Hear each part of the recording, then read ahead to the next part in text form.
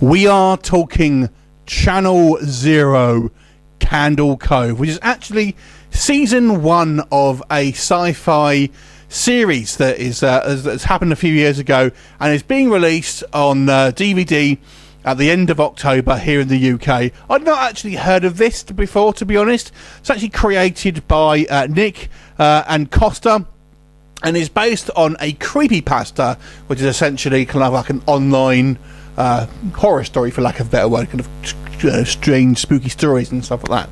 Creepypastas. Don't know why they're called that, but there you go. Anyway, so this is a bizarre 6-episode mini-series that is very similar to the works of Stephen King, I would say. Now, you've all seen the movie It or read the book.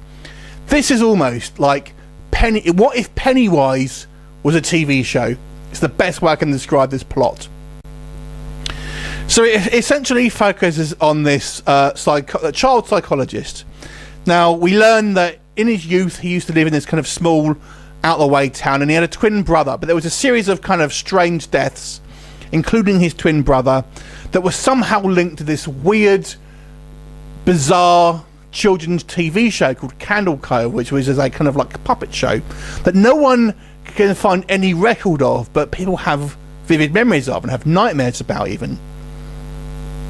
So in his adult life, basically, he's kind of getting called back to come to his childhood home, where he kind of meets his mother again, people from his childhood, and it seems like there's some kind of strange occurrences happening again, and children are once again in danger.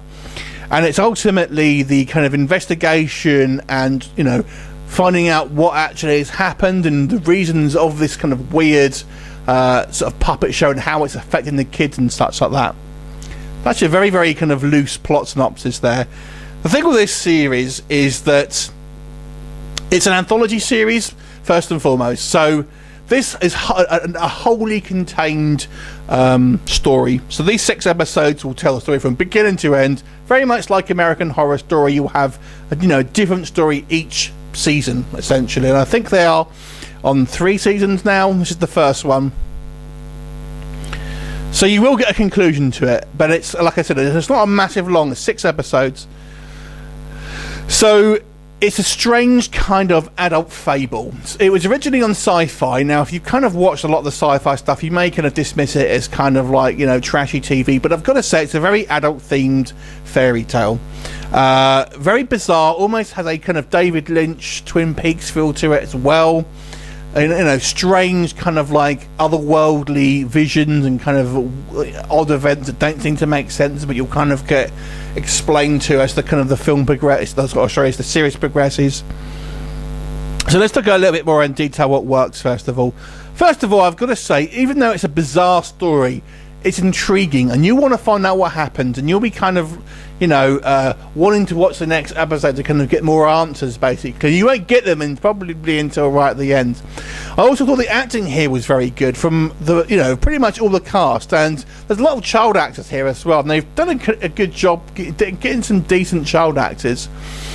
It has a macabre, strange, creepy film, and it's not out and out horror, I would say, but it definitely has some bizarre and scary imagery here, and some very kind of creepy moments. And if you're not liking creepy kids, then well, maybe this isn't the show for you. But there are some creepy kids on this one, so that was quite good. There's lots of kind of twists and turns, playing with their expectations and stuff like that, and kind of revealing stuff, and it more or less makes sense when it's all kind of said and done.